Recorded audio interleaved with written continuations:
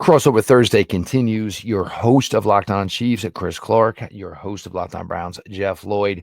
Browns, Chiefs, certainly Sunday, 1 o'clock in Cleveland. Kareem Hunt should certainly have a nice storyline to it. The tight end, number 87, and I remember going all the way back to, I believe it was 2018, Travis Kelce, and that was when Mahomes kind of broke out. I remember Travis Kelce catching a touchdown in that game. I also remember the same route being run in the playoffs later that year. Browns fans are very curious about whether or not a certain someone may be making a trip to Cleveland on Sunday for 1 o'clock. But Chris, look, I mean, when you were that in with your team, you certainly find causes to get yourself nervous, which sounds like you're doing a little bit here. But so whether it's keys to victory or look, and the Chiefs always, it goes like this every December. There's one loss or whatever.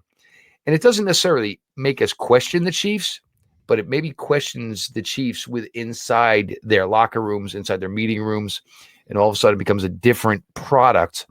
But for the Chiefs Sunday, what are the three biggest things that you were essentially looking for? Honestly, the biggest thing that I'm looking for is a team that actually comes out and takes care of business. And that's so you want it over early. You would like it over early.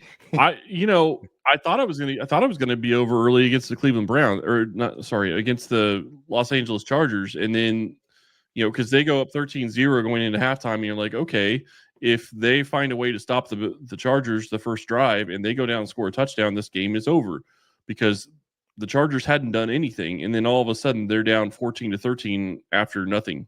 So I would like it to be over early. I would like it to be a 3-score game by halftime, but the reality is Kansas City doesn't generally play the games like that. So we'll see what happens. But you look at this game, the big thing, and this is what's really been key for Kansas City, is obviously they're still winning regardless of how they've been playing.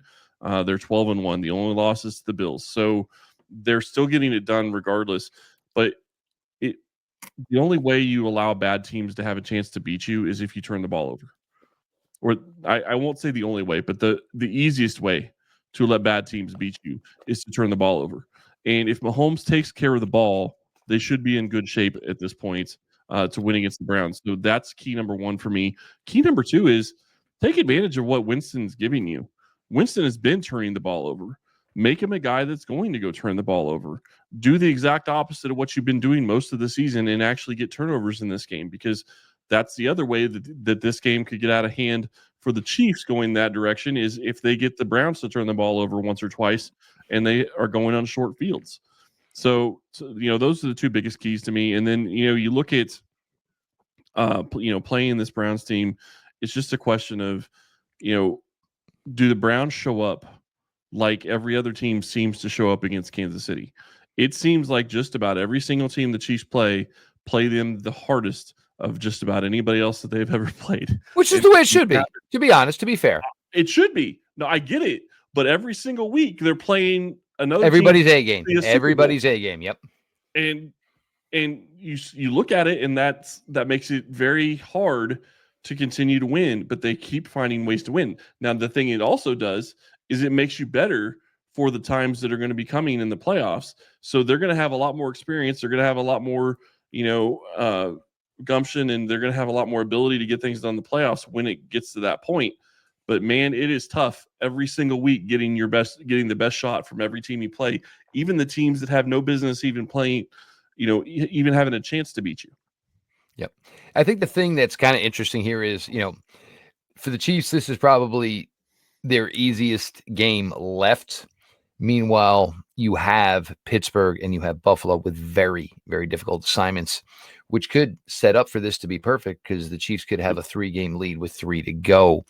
And this may not be the best version of the 2024 Chiefs yet. And I'll be honest, I mean, we've all seen this team for over years. You kind of believe this team kind of gets hotter as they get closer to the finish line. So we'll see the way that works. For the Browns, I don't know if I would necessarily call them keys to victory, but what do I want to see? I want to see Jerry Jeudy keep doing what he's doing. Cedric Tillman looks like he will be back this week. A lot of people talk about Jerry Jeudy over the last couple of weeks, but when Jameis first started under center for the Browns, the first game and a half, it was really Jameis and Cedric Tillman that were developing a really nice relationship. So that bodes well for the Browns in the long term, having Judy be successful and hopefully Cedric Tillman coming back and being successful. Just once, I'd like to see some semblance of a running game this year. I know it's been offensive line related. I know that Nick Chubb is not nearly the Nick Chubb that everybody in the NFL knows. But just maybe for 1 week, could I just get some semblance of a running game? Because, everybody, well, he's throwing it 40 times. Well, yeah, he's throwing it 40 times because if you can't run the ball and, your defense is playing average, you're behind, you have to throw the ball. So there's 2 of them. I would like to see Cedric Tillman jump back into the fold with Jerry Jeudy. I would like to see the Browns running game find some sort of a semblance. Greg Newsome is now out. So the Browns, who had a great 3-man cornerback rotation last year, it's not been the case this year. Denzel Ward has been absolutely fantastic yet again.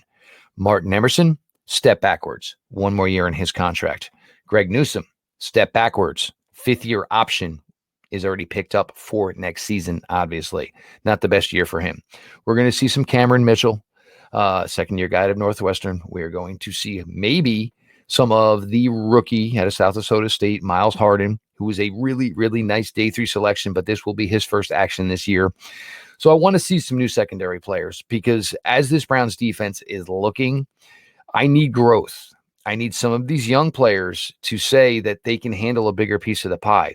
Nothing that's going to happen over these last 4 games is going to stop what the Browns want to do as far as free agency, trades, or how they want to spend what will be ultimately their top 10 draft choice. But I want to see guys who are going to get an opportunity compete. That is something I absolutely want to see. And again, score predictions. Well, you're going to have to check out Locked On Chiefs tomorrow. You're going to have to check out Locked On Browns tomorrow. He is Chris Clark. He and Ryan do a fantastic job over at Locked On Chiefs. As Locked On has picked up as a network, it's been fantastic for Chris Clark and Ryan Tracy because their team has been so successful. So I wish the guys well. They do a great job with their show. All my Locked On Browns listeners, you guys are the absolute best. We appreciate every one of you who make our shows your first listen every day. If you are not subscribers or everydayers by now, come on, make a new plan, Stan. Hit the subscribe button for Locked On Chiefs, Locked On Browns. The shows are always available. They are always free wherever you get your podcasts. Should be a good one Sunday. The Browns are going to show up. They will show up. That is what you've seen from this team over the last couple of weeks. No more Kadarius Toney's burned his way out with the Chiefs. Even now the Browns have thrown him out of the building. So you're going to get a football game Sunday. Go ahead, jump in, Chris. I was just going to say, funny thing about that, I actually had somebody point that out to me, and I hadn't even thought about it. How funny would it have been, and I know you guys wouldn't have thought it was funny, but how funny would it have been for Kansas City to be playing the Browns next week and Tony to have a fumble against the Chiefs as opposed to against the Steelers? Well, let's look at it this way. He got it out of his way early. He decided to I know. It wasn't even that. I will forgive the fumble. I will not forgive the 15-yard taunting on a fair catch that you decided to throw a lob at somebody. I mean, we don't need this around here.